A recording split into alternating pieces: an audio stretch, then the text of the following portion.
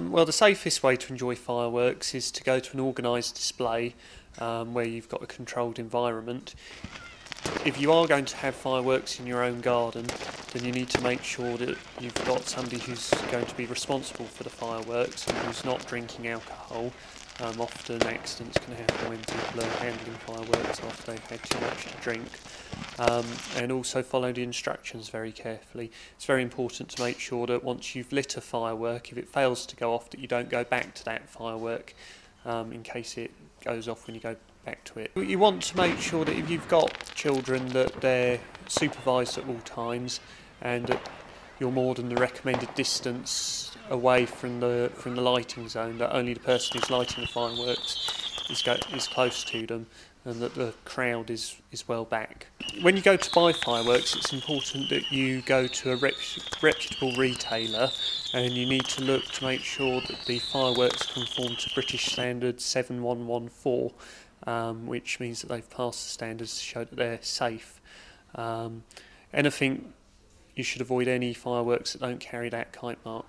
Sparklers are still classified as a firework, and it's important that children are always supervised when handling them, and that you've got a bucket of water for putting them in after they've finished being used, because they're still very hot afterwards. So make sure you've got a bucket of water on hand. With bonfires, the safest way to enjoy a bonfire is to go to one that's part of an organised display. If you do have a bonfire, it's important to make sure that it is well away from your garden fence. It's not unknown for people to set their garden fence alight with bonfires. It's also important to make sure that you don't use any accelerants, things like petrol, to start the bonfire. That can be very dangerous and that shouldn't be done. We've been going out to shops. Trading standards have been looking at the safe storage of fireworks, ensuring that they have the correct licences to ensure the safety from that point of view. And we've been going in and looking at the safety of the actual premises themselves, making sure they've got the correct fire extinguishers, the escape routes are clear.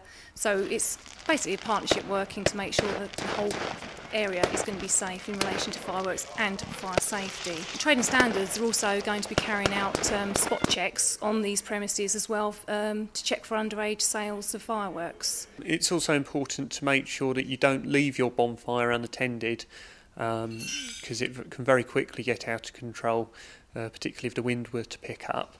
So it's important that it's supervised all the time, and somebody stays about at the end of the evening to make sure that it is properly extinguished, and also have some buckets of water or a hose on hand to try and deal with any problems that you might have.